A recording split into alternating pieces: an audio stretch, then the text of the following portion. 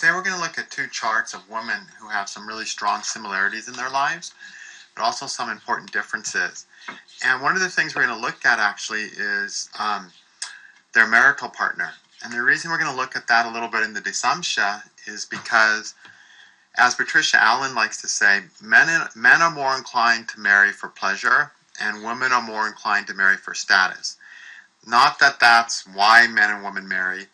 I don't want to be that. It's not like it's that linear, but men are more inclined is the key word, to marry for pleasure, and women are more inclined to marry for status. And of course, status means great things, big things.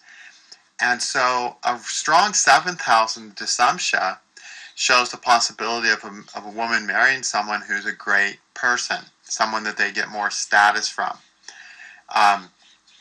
And that may, sometimes the husband may just be the biggest thing in their life. This also can happen in a man's chart, of course, where the biggest thing in his life is the woman, is his wife. But the difference is, women can be happier with that than a man might be, just due to the fact that women are more inclined to marry for status. And if they have status in their marriage, or acquire status to their marriage, makes them happier with their marriage. Whereas a man who acquires status through his marriage is not necessarily going to be happier because of that fact. Okay? It really more depends on how much pleasure and how beautiful he finds his spouse. That'll be more important to the degree of happiness he has in general. And everyone's different, but that's just sort of a general male-female difference. So, looking at the Dasamsas can be interesting in that context sometimes. So, to start with, and I guess interesting in the sense that if the woman's greatest thing, the biggest thing in her life, that she gets the most attention for, status, is her husband, she can be quite happy there. More so than a man might be in the same situation. So this woman right here, let's start by looking at Saturn.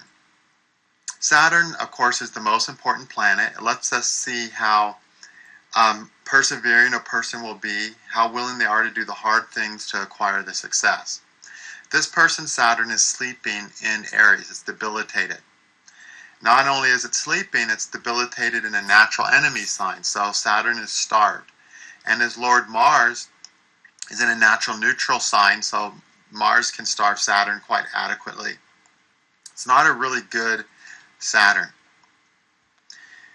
Then Saturn is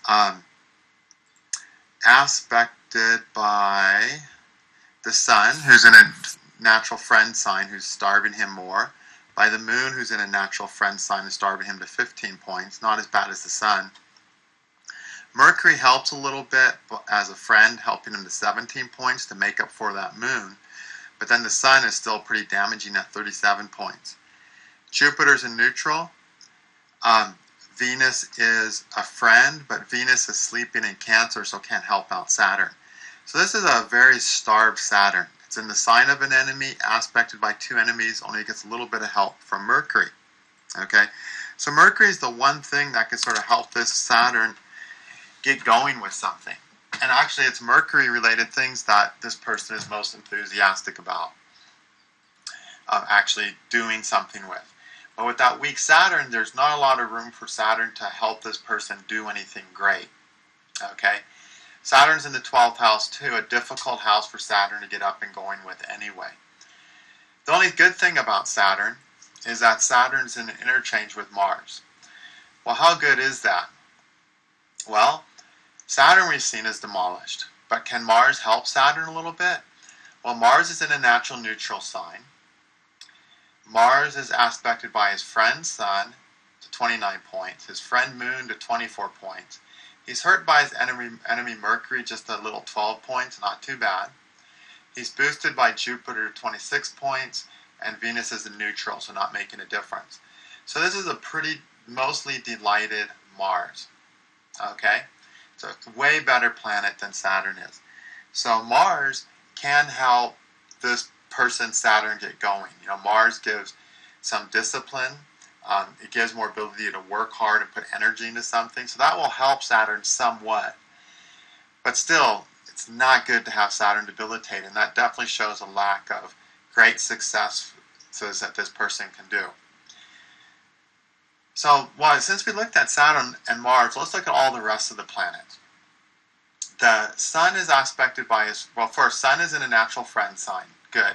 So he's delighted there. He's aspected by his friend Mars, so he gets help. He's aspected by Saturn, his enemy, but Saturn's sleeping, so can't hurt him.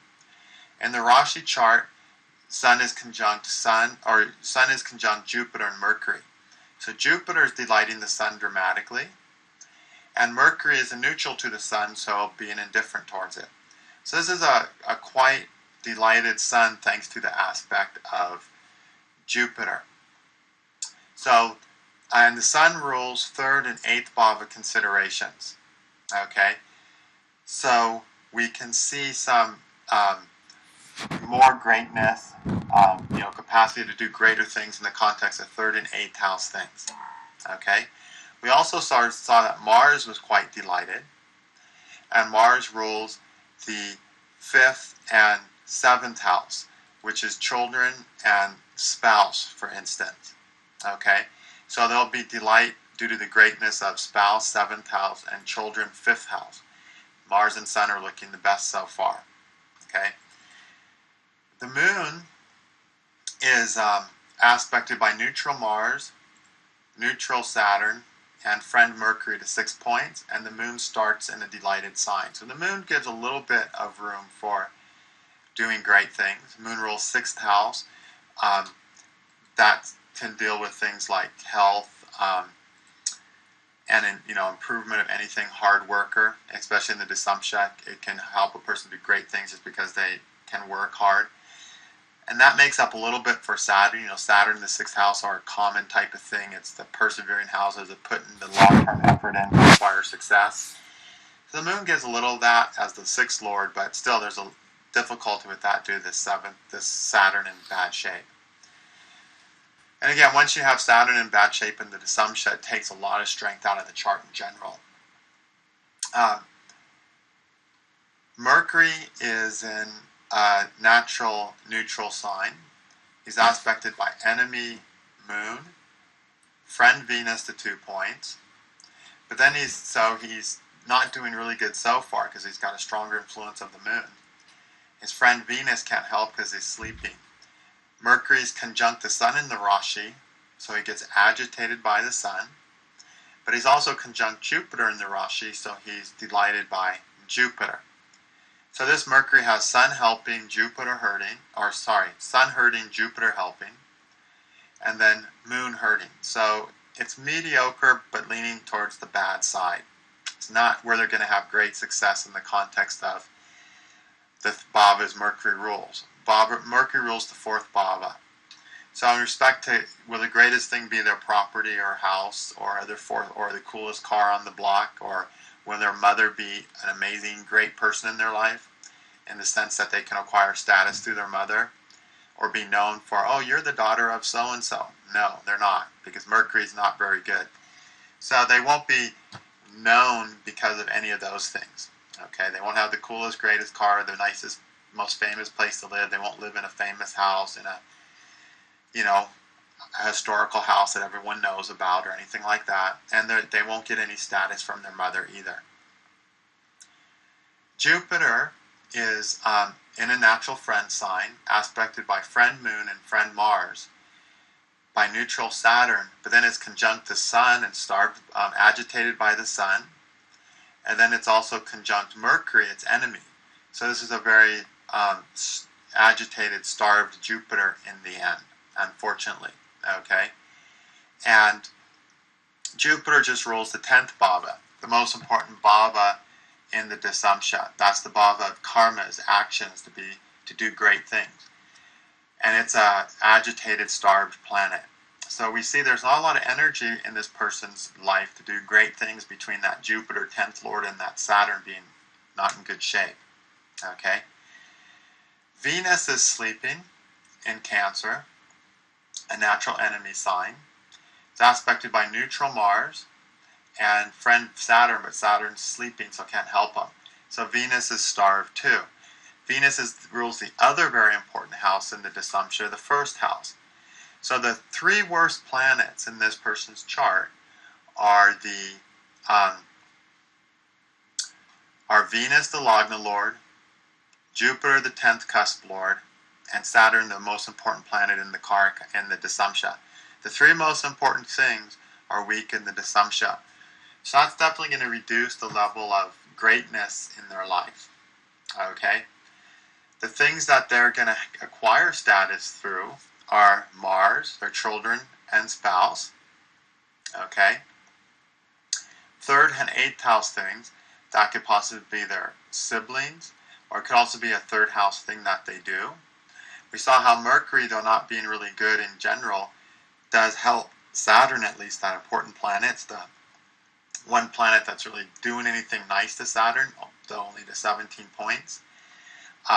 Third house and Mercury both have to do with art, creation of art, and those things can help get a little bit of status. Okay. And then the other planet was Mars, 5th and 7th house, and then 3rd house. That's where they can acquire status more from. Okay? So this lady will tend to get more status through those things than if anything she does by herself. So we can safely assume that their spouse and their children will be more prominent, well-known person than she is, and she'll get status through those people. Okay? As the mother of those children and as the spouse of that person that they're married to. So far, that's been true. Most of their status thus far in life has come through 7th house, their spouse.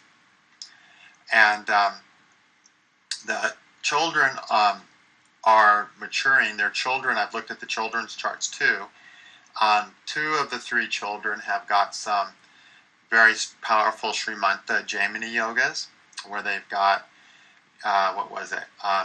Venus and the Moon in the Pada, and Venus or the Moon in the Pada. I'm sorry, it wasn't Venus and the Moon. I'm forgetting. It was Venus and Jupiter in the Pada, and either of those in the Pada, Venus or Jupiter, can make for a person who does great things, and they've got both of them there. So those 2 of the kids have some pretty strong things in their chart. So they're definitely, I think, going to acquire status through their children in time as they grow up. But thus far, most of their status came about through their Mars, their 7th lord. Now, this person acquired that status in Saturn Dasha. Okay? And Saturn is debilitated and it rules that Mars. So right away we see that would have been a difficult Dasha for this person acquiring status. They had some difficulties in their college education that caused them to not succeed in what they wanted to do in college originally. They got a different job afterwards in which they didn't get any validation for their skills. In fact, where they were sort of looked upon as, the worst person in their office space, just as you'd expect a debilitated Saturn to be. Okay?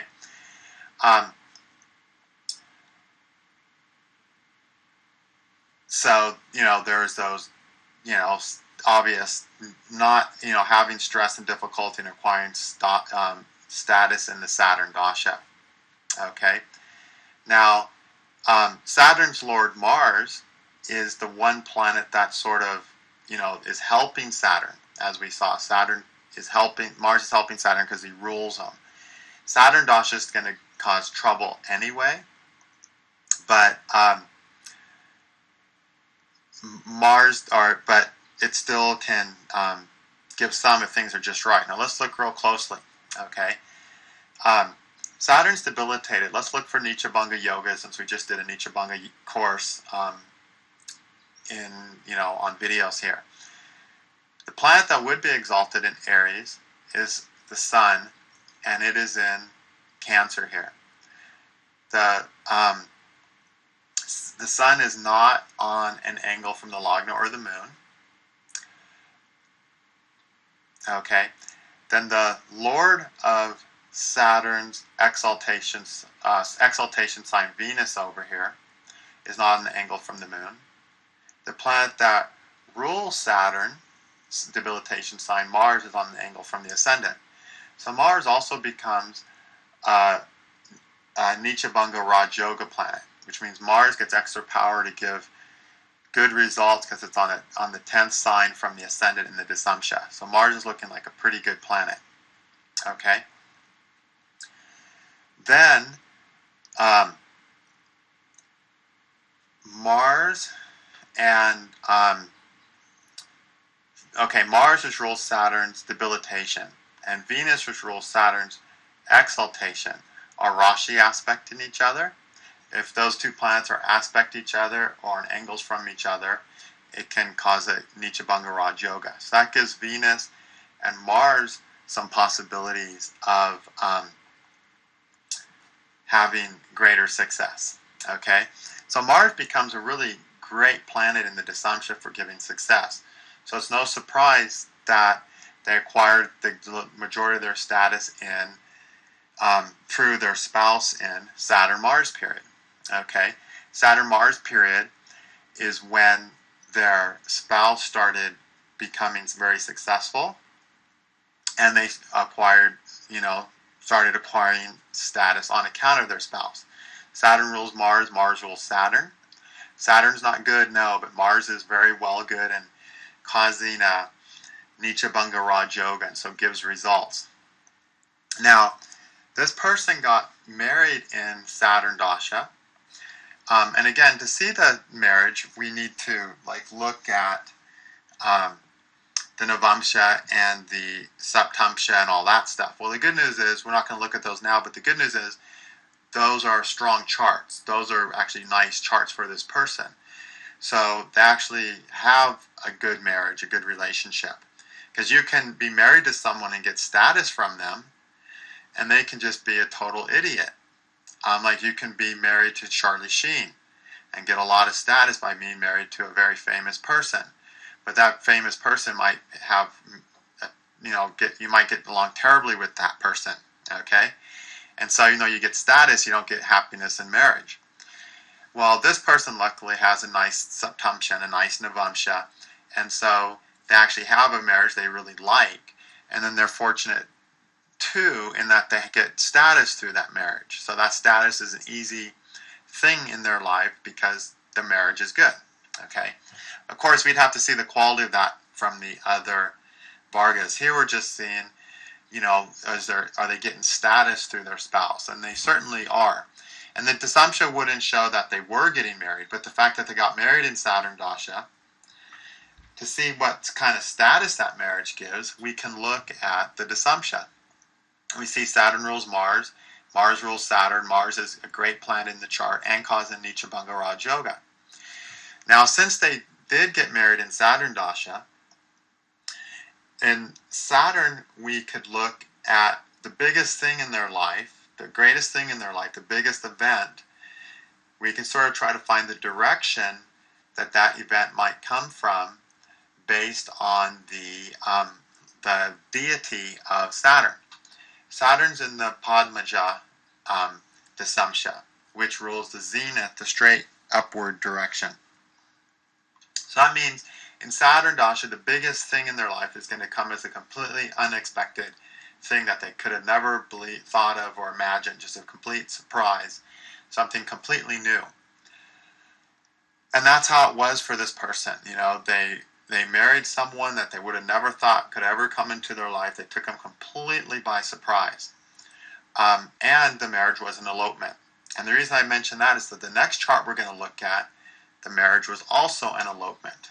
Okay, so it's kind of interesting that, we're going to look at that common theme of elopement today while we're looking at the Samshas. Now, in Saturn Dasha, we can see the biggest thing in life that's going to happen to him in Saturn Dasha is 5th and 7th house things, children and marriage. Saturn rules rules Mars, that Lord. That's why that's going to be the biggest thing. Saturn can't do his own thing. And normally, he wouldn't be able to do that good for marriage and stuff, except that Mars rules Saturn, and Mars is in such great shape. So the biggest thing is going to happen in this person's life is going to be their marriage in Saturn Dasha. Saturn's in the 12th sign from the ascendant, which is always a hidden sign. In fact, the 4th, 8th, and 12th are always sort of somewhat hidden houses, but the 12th house is the houses of elopement and affairs and totally hidden things, right?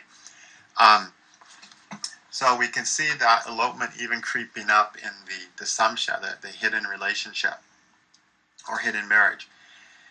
Now, the interesting, and then Saturn's in the Padmaja, the Zenith direction, and as a result, this happens with something that they would have never expected or never have planned.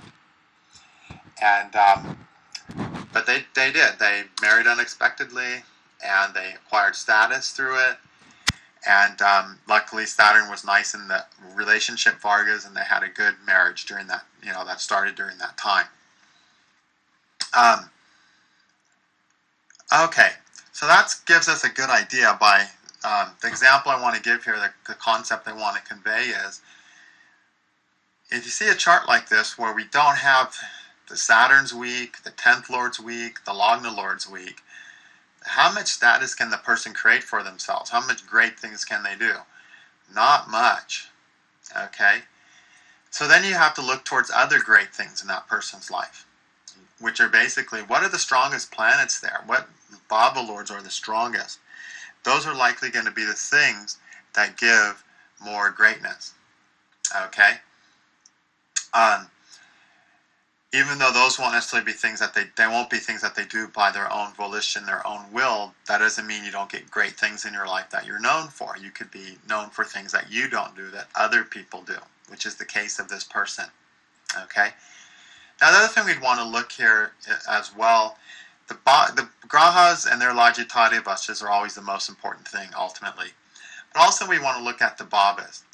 We've seen that the 7th house, bhava is important because its Lord is good. So just how great is the husband? Let's look at the 7th house a bit more.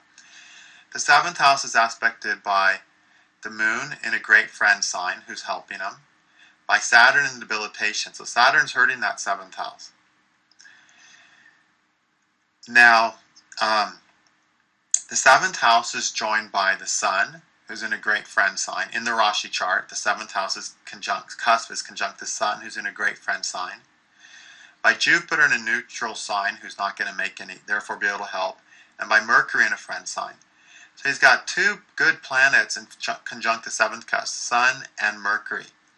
Then aspected by the moon in a great friend sign. So this little bit of debilitated aspect of Saturn is really not going to be a big deal. And that shows a greater degree of status coming from their spouse, and that their marriage is a greater thing in their life. They have a good 7th bhava. A little bit of Saturn debilitation, so yeah, it could be better. But then two great friends conjunction, two friend conjunctions to the 7th bhava, and then a little help from the moon, it's a great 7th bhava. So that's good. Looking at the 10th bhava itself, which is the important bhava for them creating status through their own actions, helped by the sun by 36 points, by the moon to 20 points. It's hurt by Mars to 2 points. Mars is an enemy dignity here. It's helped by Mercury to 42 points. Jupiter's neutral. Venus is neutral too. So actually the 10th bhava is pretty good. So this person has capability. Certainly, that it's no doubt they're very capable once they get going. But the Lord of the bhava is always what gets a bhava going. Okay? So these other planets will help them be more capable and do greater things. The sun and moon and Mercury. And Mercury is the strongest good planet influence in it. They're very skillful with art. They can do great things with art. But because the 10th Lord is weak, the Lord of that bhava, in the end, the Lord of the bhava always has the greatest say. As we've seen time after time, you can look at the bhavas and see what's there, but ultimately, the Lord just tends to be the critical part. And so, even though the 10th bhava is good, they are capable, they are skilled due to that Mercury, the Lord of the 10th, Jupiter, is just too agitated and starved by the Sun and Mercury to really have them run it with it and go with it, and really make a big success out of their talents and abilities. So it's not as good, though they do certainly have them. They're just not as nearly as active as they would be if they had a strong action Lord, if they had a strong 10th Lord. The Lagna is helped by Sun to 53 points, Moon to 27 points. Both of those are in good dignity. Then it's hurt by Mars to 30 points, health by Mercury to 47 points. Jupiter's neutral, so not able to help it. Venus helps it, but only a lot of aspect, but Venus is in a neutral sign, so it doesn't help too much, but it's the Lord of the first, so it can help. Normally a planet in neutral sign wouldn't help, but it does because it's the Lord. Then it's hurt by Saturn to 34 points. So Saturn and Mars hurt it to a total of 64 points. Sun, Moon, and Mercury help it, so there is a lot more help than bad, but you'll remember when we did the Judging Bhavas class, one bad aspect is equal to 2 good aspects on average. So here we got 2 bad and 4 good. So it's an average first bhava. Okay? It's a strong enough personality to be successful, but not outrageously so. But then its Lord Venus, unfortunately, is in bad shape. And so there's just not much consciousness put into really moving with that. Okay? So while there could be some success with those first and 10th bhavas, it'll never be great because their lords aren't great. Okay? But at least there's some because the bhavas themselves have some help to them. Okay? Alright, so I hope that's a good example to kind of show how a person can still have status in other areas of life or due to other things besides their own actions. Even if Saturn and the 10th Lord and the Lagna Lord, which represent their own concrete actions, are not in good shape. Okay? Okay, this next chart's interesting because like the previous chart, this person had an elopement, but then some things are very different. Let's first start by studying this person's 7th Lord, Jupiter. Okay? Jupiter is sleeping in the Dasamsas and in an enemy sign. So it's Jupiter starved. Can't really do a whole lot. Jupiter's helped by his friend Sun to 7 points, his friend Moon to 27 points, his friend Mars to 57 points. Mercury is starving him by aspect, but he's also starving him as the Lord, so we don't have to consider the aspect. Venus is starving him too. So we have 2 planets starving him. Saturn's in neutral. So this is an average Jupiter. Mercury and Venus are starving him. Mars, Moon, and Sun are helping him. Luckily, Mars is helping a lot. Okay, so it comes out to be a slightly delighted Jupiter. Just a little bit. Okay? A little bit more help from Mars. We're just approximating it. And right now, don't worry about adding up all the numbers and being perfect mathematically.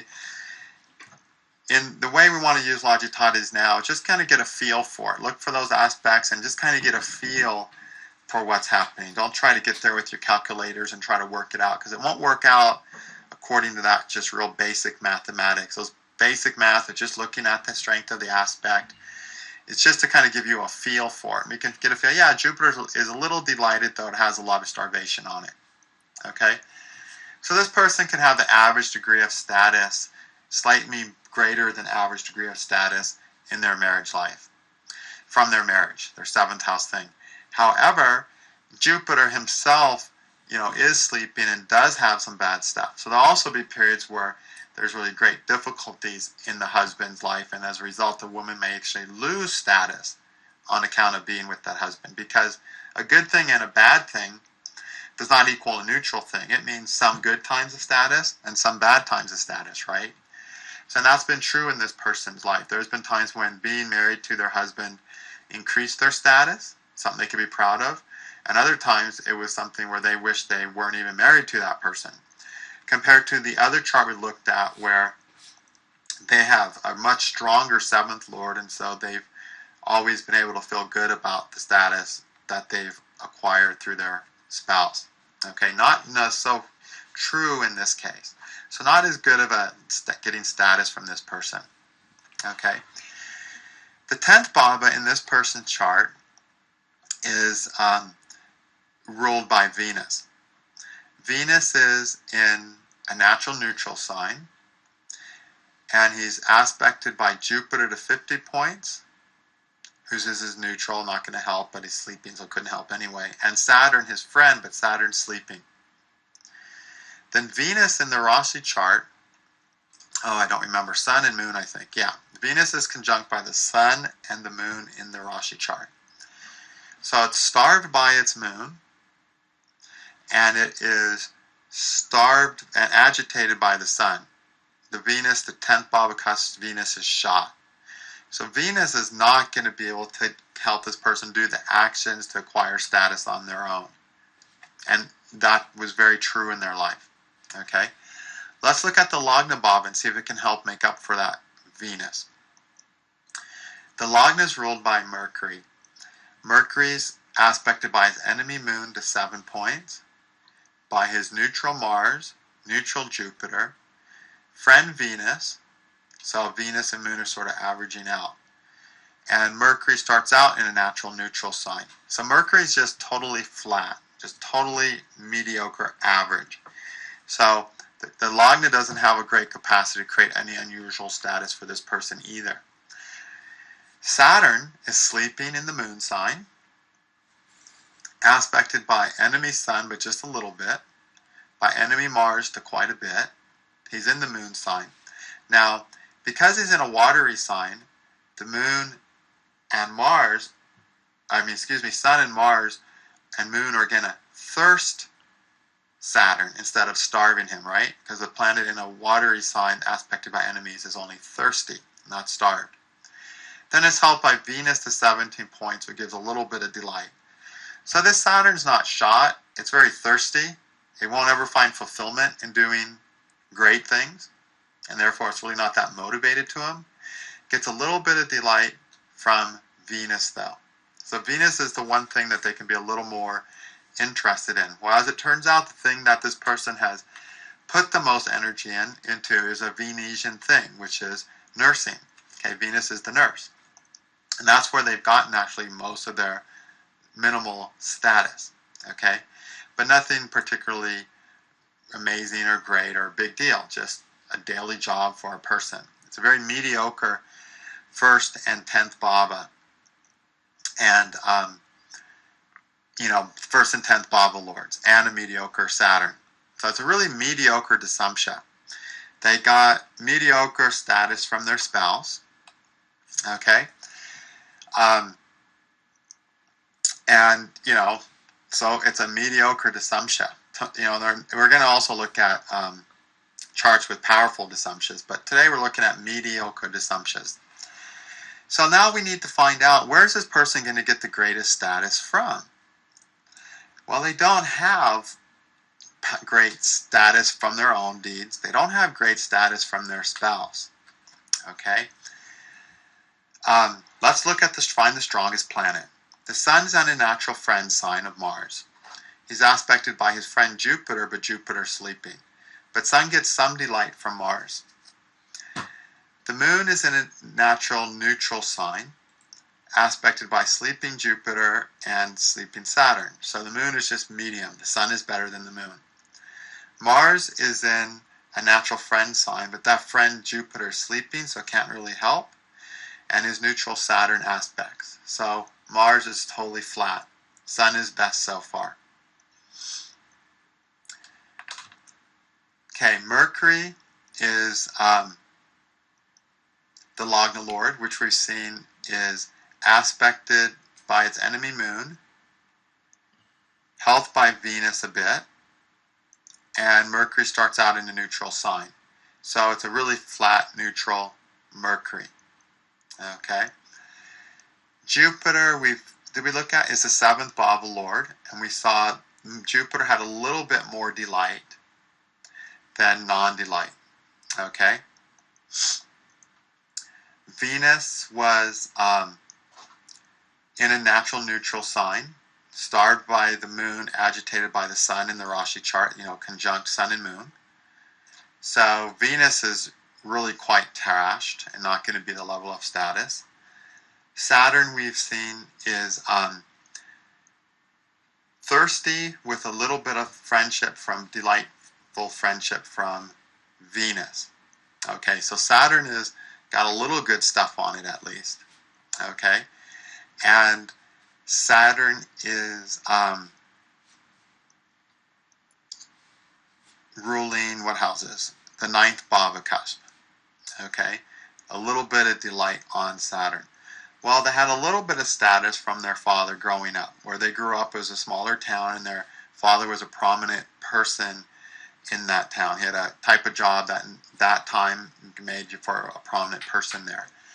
A little bit there, but it wasn't great. And then there was a period in the father's life, because we see Saturn is also thirsty, where the father sort of did some foolish things that was an embarrassment to the family. But there was a little bit of status for a while because of Saturn having some delight on him from Venus. Okay?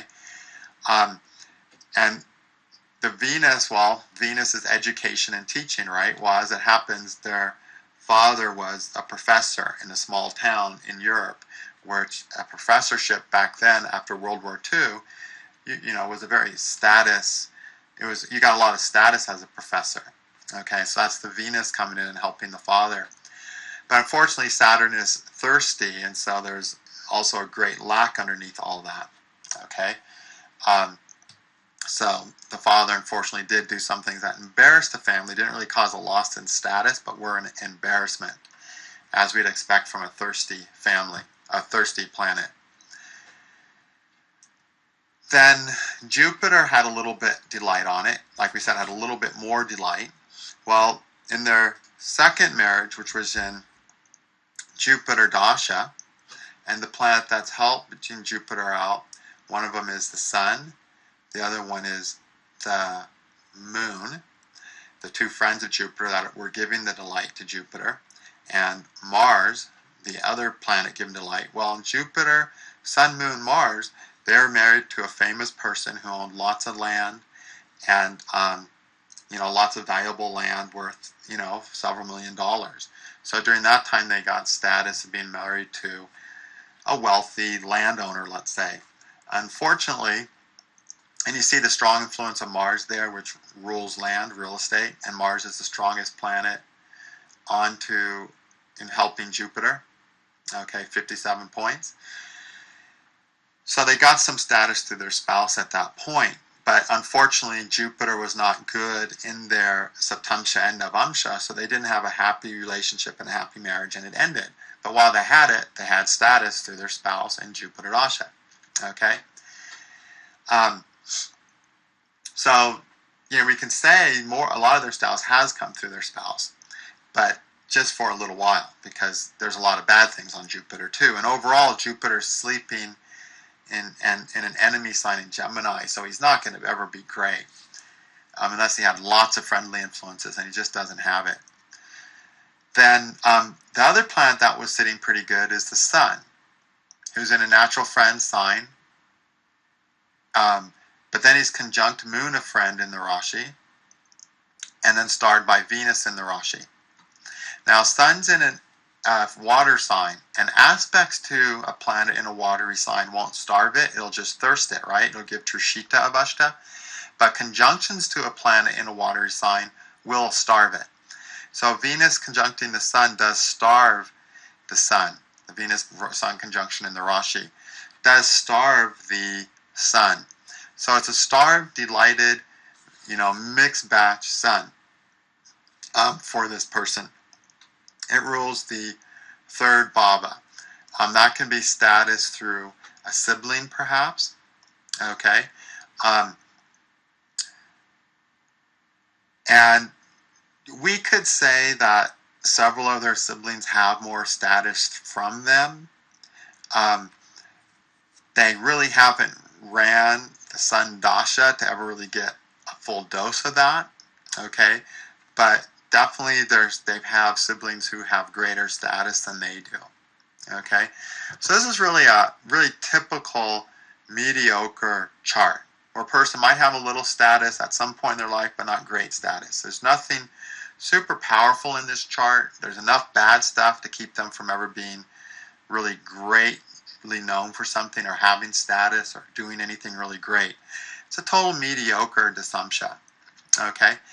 But we need to look at mediocre Dasamsas anyway. Because most of the Dasamsas you look at are going to be mediocre.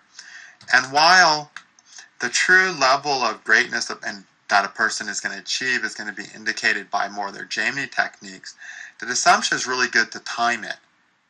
So let's say they had some great, powerful yogas according to Jaimini. That means they're going to acquire a greater level of success and power in life. But then we still have to read the dashas to see when.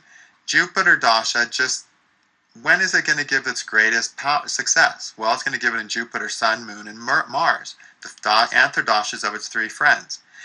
And that's when they had their greatest level of status, Jupiter, Sun, Moon, Mars. Jupiter, Rahu, they got divorced. Okay? And, they got divorced in Jupiter, Rahu. And their divorce before that from their first husband happened in Jupiter, Venus. Okay? Another enemy of Jupiter. But Sun, Moon, Mars give that status. Now, if this person had really powerful Jaimini indications in their chart, like Jaimini Raj Yogas as we taught in the Jaimini class, then Jupiter, Sun, Mars would have given more status and success than it did. But this Dasamsa also clues us in that there's not that much room for them to create their own greatness, because the 10th Varga has a lot to do with our karmas of doing great things, our own personal karmas of doing great things. Remember, it kind of relates to the first bhava too, and that's why the first bhava is important in the Dasamsa. And those things are just too weak here in general to really create anything amazing. It's very average. Okay? The other chart we looked at, in lots of ways, had a worse Dasamsa in the context of them doing things. But then they had a lot of great status coming from other sources. So that person is actually a much better, well-known person who has more status than this person, even though they didn't create that status through their own actions. It's the actions of their spouse, and eventually it'll be the actions of their children when their children mature that they will acquire status. Okay? So, this can be an important chart to look at. Say a person marries a famous, husband or wife and goes, geez, am I ever going to be as famous as my spouse? Because I've actually had people ask me, they're like, my husband, in fact, I have one client, she's like, my husband is so successful.